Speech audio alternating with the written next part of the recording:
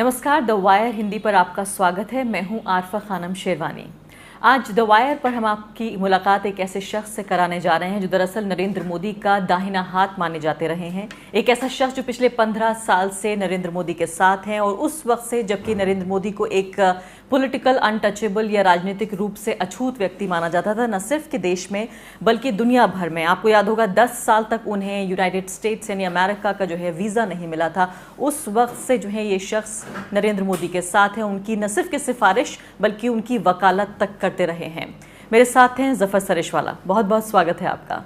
सरिशवाला साहब, कहा यह जाता रहा कि आपने जो है वो जिस कौम से, जिस समुदाय से आप आते हैं, उसकी तमाम तरह की तनकीद या क्रिटिसिज्म को जो है आपने बर्दाश्त किया पिछले 15 सालों में कि कैसे एक वो रेयर ब्रीड जो कि मुस्लिम समुदाय से आते हुए नरेंद्र मोदी को डिफेंड करते रहे पिछले 15 साल में। लेकिन ऐसा लगता है कि पिछले दिनों में सब कुछ ठीक नहीं है आप और नरेंद्र मोदी के बीच या आप और बीजेपी के बीच। पहली बात तो बीजेपी और मेरे बीच में तो कभी भी कुछ नहीं था। मेरा कभी भी बीजेपी पार्टी से कोई ताल्लुक़ ही नहीं था। मेरा ताल्लुक़ रहा था और है जो नरेंद्र मोदी साहब के साथ है। और इसलिए यानी जो मैंने पहले भी आपके चैनल में कहा था कि भाई मैं अलग तरह से देखता हूँ। मैं ये देखता हूँ कि एक चीज़ है अभी जो हमने नहीं बनाई है, अब हमें उसको कैसे डील करना चाहिए। तो और हिंदुस्तान एक डेमोक्रेटिक सेटअप है।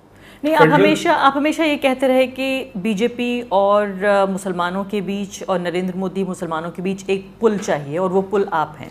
आपने ये ऑफ़र किया कि आप वो बनने को तैयार हैं। मैं आपसे ये जानना चाहती हूँ, अब 4 साल गुजर जाने के बाद क्या आप अपनी बात पर कायम हैं कि ये पुल ज़रूरी था? क्या ये जो संवाद है, जो विमर्श है नरेंद्र मोदी और मुस्लिम्स के बीच, जो एक बड़ा जो है वो एक मसला रहा, क्या आपको लगता है कि 4 साल बाद ये कामयाब रहा? देखिए, कामयाब रहा नहीं रहा वो बिसाइड्स द पॉइंट है। लेकिन मेरा ये है कि सिर्फ आज तो नरेंद्र मोदी साहब हैं, कोई भी हो, मुसलमान इस मुल्क में 20 करोड़ से ज़्यादा हैं।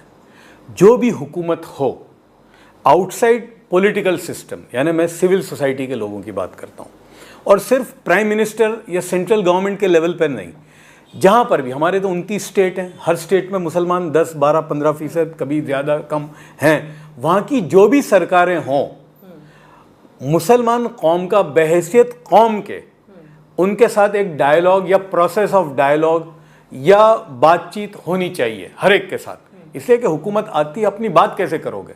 तो मेरा ये कहना है, आउटसाइड स्फीयर ऑफ पॉलिटिक्स एक सिविल सोसाइटी का तबका, और मैं भी वही हूँ। इसलिए कि मेरा कोई सियासत तो चलिए उसमें तो हम आगे बढ़ेंगे, लेकिन क्या आप नरेंद्र मोदी से नाराज हैं?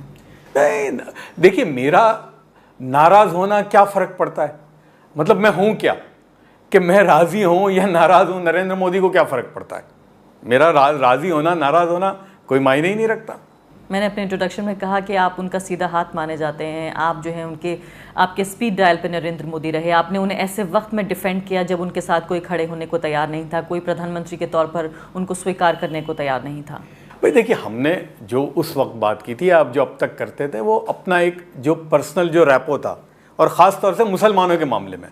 इसलिए कि मेरा जो नरेंद्र मोदी से जो ताल्लुक़ रहा है वो कभी अपने ज़ातियात पे तो था ही नहीं। इसलिए कि हम लोग कारोबार में हैं, कई ऑलमोस्ट 7 पुश्तों से हैं, तो अपने बिजनेस रिलेटेड या मेरे कारोबार रिलेटेड तो मेरा कभी बातचीत ही नहीं हुई उनसे। जब भी जो भी काम लेकर गया या जो काम किया या जो बातें उन तक पहुंचाई या जो आपस में जो हुआ, वो सारा कौम के मसलों को लेकर ही हुआ। तो बस वो उसी पर रहा।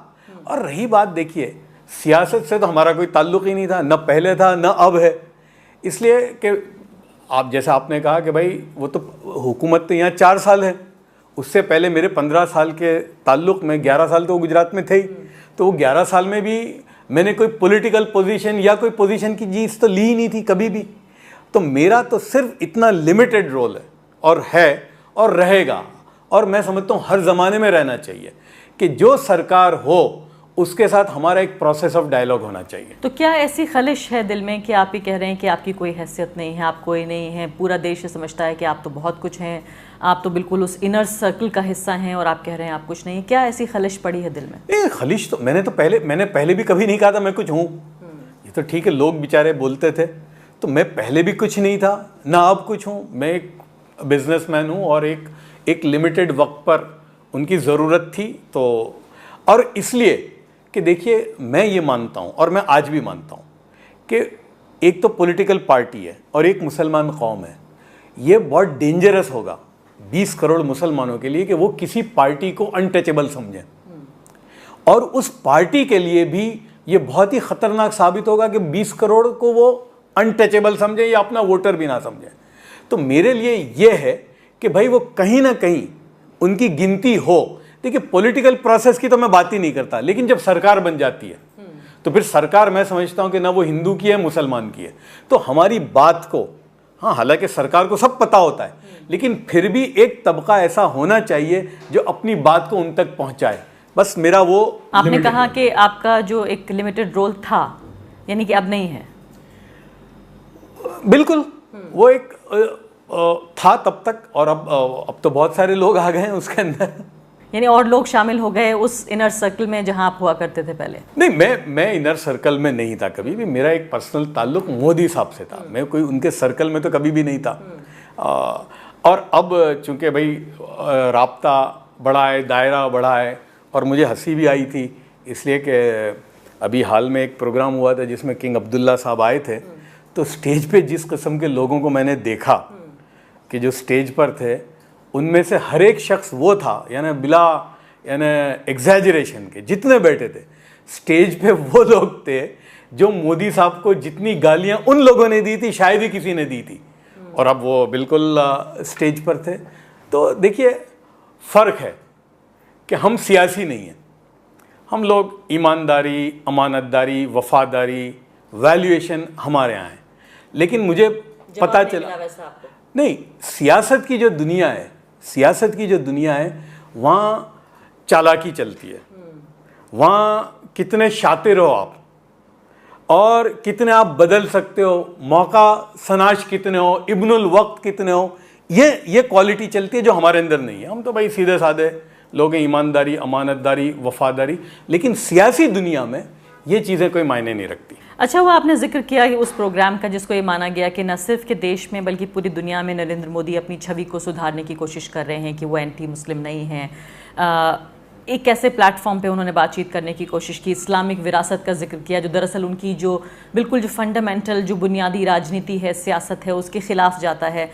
लेकिन माना ये जाता रहा अभी तक सफ़र सरिशवाला जी कि आप दरअसल ख़ासकर मुस्लिम मसलों पर आप नरेंद्र मोदी को एडवाइस करते हैं, आप उनको मशवरा देते हैं। तो क्या ये माना जाए कि ये प्रोग्राम जो हुआ ये बिना आपसे कोई सलाह मशवरा विमर्श किए हुआ?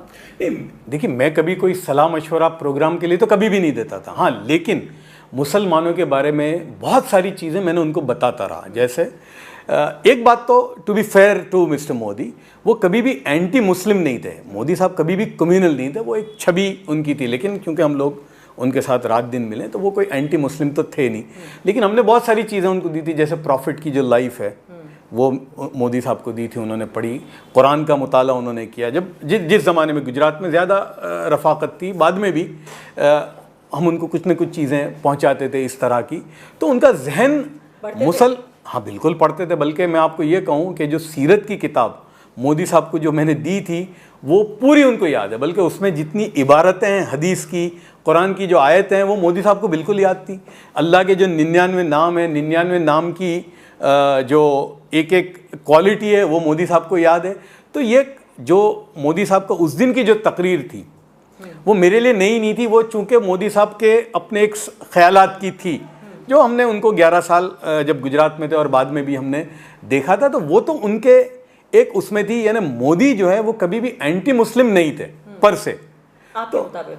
यानी इसलिए मेरे मुताबिक, इसलिए कि मेरा तो देखा हुआ है जो रात दिन। एक देखिए, दो कुछ चीज़ें ऐसी होती हैं कि जो पब्लिक डोमेन में होती है या परसेप्शन होता है, और एक आदमी जो है, तो वो जो हैं जिनको हमने देखा है। तो अगर ऐसा होता तो वो सीरत की किताब ही नहीं पढ़ते, बराबर से पढ़ी। बल्कि एक मुझे याद है 2014 में एक इस्लामिक कैलीग्राफी के ऊपर एग्जीबिशन हुआ था। उसमें 99 नाम अल्लाह के थे, बहुत सारी कुरान की आयतें उसका। तो मोदी साहब ने 35 मिनट गुजारी थी उस पर, और बार बार एक एक चीज़ को देखते थे, पूछ रहे थे कि ये कुरान में कहाँ है। तो उस एतबार से वो एक अपनी सोच रखते हैं। और सिर्फ यही नहीं, बल्कि उन्होंने वो सीरत की किताब अपने लोगों को भी। लेकिन सरेशवाला साहब 4 साल गुजर चुके हैं, 5वां साल है, कुछ ही महीने बाद अब चुनाव हो जाएगा और ऐसे में मैं ये देखना चाहती हूँ कि जो मोदी और मुसलमानों का जो रिश्ता है ये एक बहुत बड़ी कहानी है जो कि इस चुनाव को में जिस तरह के नतीजे आते हैं उसमें ये पता लगाएगी कि आखिर भारत का जो लोकतंत्र है, जो इंडियन डेमोक्रेसी है, उसमें देश की सबसे बड़ी जो रिलीजियस माइनॉरिटी है उसकी जगह क्या होगी। अगर नरेंद्र मोदी दोबारा चुनकर आते हैं, दोबारा चुनकर नहीं भी आते हैं, उसके बावजूद भी ये 5 साल जो हैं वो डिफाइनिंग मोमेंट कहा जाएगा भारतीय राजनीति के लिए और भारत में जो सबसे बड़ी रिलीजियस माइनॉरिटी है उनके लिए।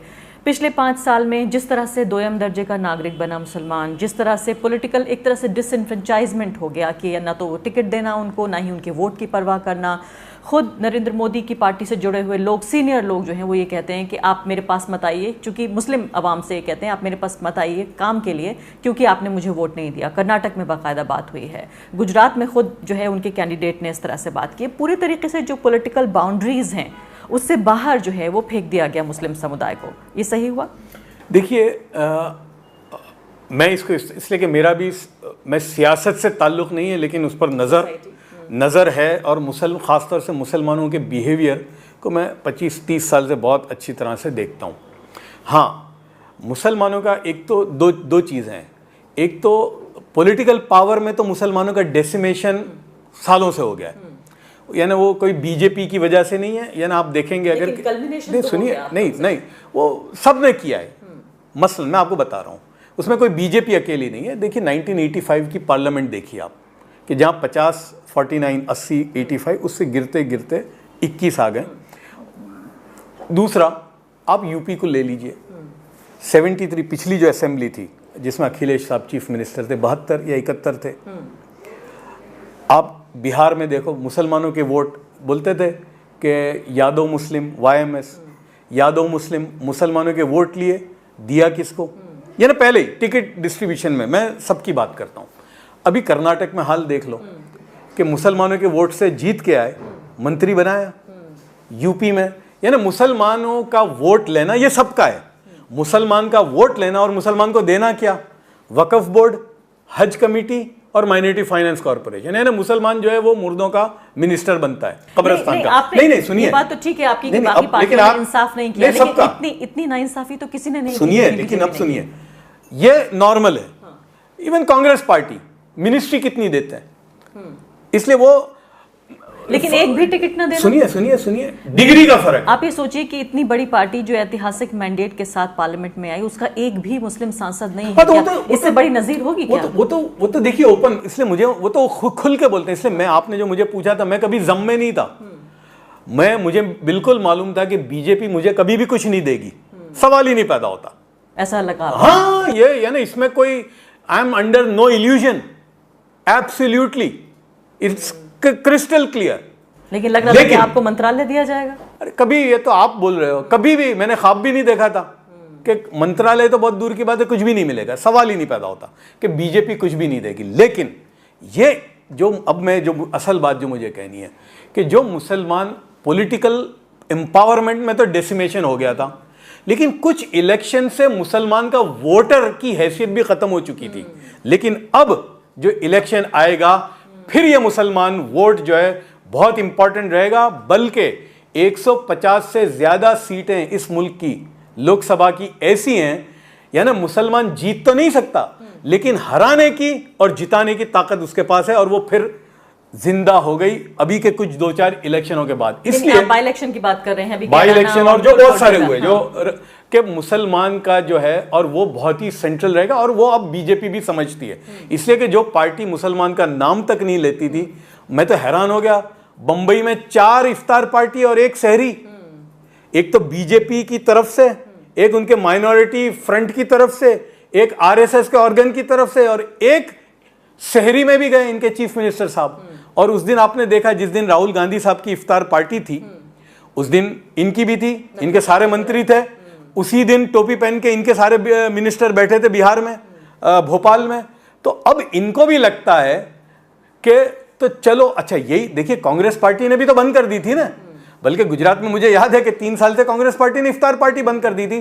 तो अब ये सबको लगता है कि भाई ये 150 सीटें जो हैं वो तो 100% मुसलमान जिताएगा या हराएगा, और बाकी इसलिए कि देखिए ये पल्लड़ा इस तरह से होता है, जो भार देने के लिए वो 2-3% जो है ना, वो मुसलमान कहीं ना कहीं, तो अब फिर से वो गेम में आ गया है दोबारा से, बीजेपी के लिए भी, सबके लिए। लेकिन आपने ये कहा कि आपको शुरू से अंदाजा था कि आपको कुछ नहीं मिलने वाला है, बीजेपी कुछ नहीं देगी। क्या ये उनकी उसी पॉलिटिक्स का हिस्सा है जहां हमेशा मुसलमानों को हाशिए पे रखा गया? क्या आपको भी एक मुसलमान समझा गया?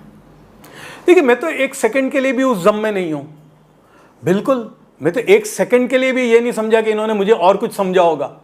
मेरा दूसरा है, मैंने जो आपको कहा कि भाई अब चूंकि गवर्नमेंट आ गई है, अब ये गवर्नमेंट है, तो जो चीज़ सबको मिलनी चाहिए वो मुसलमानों को मिलनी चाहिए, या कम से कम हम अपना, भाई ये नहीं हो रहा है, ये गलत हो रहा है, ये सही हो रहा है, हमारा फर्ज बनता है कि उन तक अपनी बात को पहुंचाना। और मैं समझता हूं कि वो करने में हमें फायदा मिला है। कैसे? क्या आपको लगता है संवाद से कोई फायदा हुआ? हाँ, हुआ, बिल्कुल हुआ। यानी सड़कों पर लिंचिंग हो रही है। आप ये देखिए कि पिछले अगर 4 साल का हिसाब लगाया जाए, 80% से ज्यादा जो लिंचिंग हुई है, सड़कों पर मारा जाना भी आज का भी जिक्र है, आज भी एक घटना हुई है। पूरे तरीके से एक ऐसा माहौल क्रिएट कर देना जिसमें कि एक फिजिकल इनसिक्योरिटी की जो भावना पैदा हो गई है। आप इकोनॉमिक और सोशल तो मान लीजिए, इसके अलावा जैसे हमने अभी राजनीति का जिक्र किया, लेकिन ऐसे हालात तो कभी नहीं थे कि जिसमें घर से बाहर निकलते हुए वो मुसलमान ये सोचे कि वो वापस जिंदा आएगा या नहीं। ये बीजेपी की देन नहीं है, ये पहले भी होता था, ये कोई सडनली नहीं हुआ इस हद तक। हाँ, ये होता था, बिल्कुल। लेकिन आंकड़े ये बताते हैं कि नरेंद्र मोदी के वक्त में हुआ है ये, पिछले 4 साल। अब चूंकि मीडिया और ये सोशल मीडिया है, वरना ये होता था, इस तरह की वारदातें होती थी। और मैं एक बात तब कहता था, आज भी दोबारा कर रहा हूं कि भाई पहले अखलाक था, फिर पहलू खान है, फिर हो सकता है जफर है, फिर आसिफा है, फिर आरिफा है। वो जिस दिन खत्म हो जाएंगे तो फिर मुकेश, अनिल, गौतम और फिर सीता, गीता वो चलेगी। इसलिए कि जिसको आदत पड़ जाती है ये करने की, यानी जब आदमखोर बन जाता है ना शेर, तो फिर वो ये नहीं देखता कि ये मुसलमान है कि हिंदू है। और ये मैंने देखा है कि जिन लोगों को खूना मर्जी, रेप और ये सारी चीज़ों की करने की जब आदत पड़ जाती है, तो अब तो मुसलमान था, अब धीमे धीमे वो ख़त्म हो जाएगा। लेकिन वो जिसको आपने पाला है और जिसको आपने ये इस तरह से तैयार किया है, तो वो कहाँ जाएगा फिर? अब 15 साल आपको नरेंद्र मोदी के साथ हो गए, 2019 में क्या फिर भी आप उनका हाथ थामे रहेंगे? देखिए, मेरा तो किसी का हाथ थामना नहीं थामने का कोई बात ही नहीं थी। मैं एक प्योर बिजनेसमैन हूँ। ये तो बाय डिफॉल्ट मोदी साहब के साथ रहकर मैं इसमें आया ये दुनिया में, वरना मेरा तो 7 पुश्तों से भाई हम लोग कारोबारी लोग हैं। मेरी फैमिली का कोई शख्स किसी पॉलिटिशियन के चपरासी को भी नहीं जानते थे, तो ये बाय डिफॉल्ट आए थे। लेकिन मैंने आपको कहा ना कि सियासत की दुनिया में चापलूसी, इब्नुल वक्त होना, झूठ, चालाकी, ये सब चीज़ें चलती हैं। वहाँ ईमानदारी, अमानतदारी, वफादारी, उसकी कोई जगह नहीं है।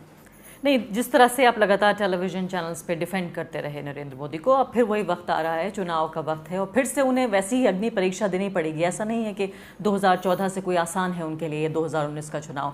क्या आप फिर से उनके साथ खड़े होंगे, फिर से उन्हें डिफेंड करेंगे? देखिए, उनको मेरी ज़रूरत ही नहीं है अब उनके पास एक से एक, आपने तो देखा था वो स्टेज पर, तो अच्छा है ना। मोदी को गाली देने वाले अब तो स्टेज पे आ गए ना, तो फिर मेरी कहाँ ज़रूरत है?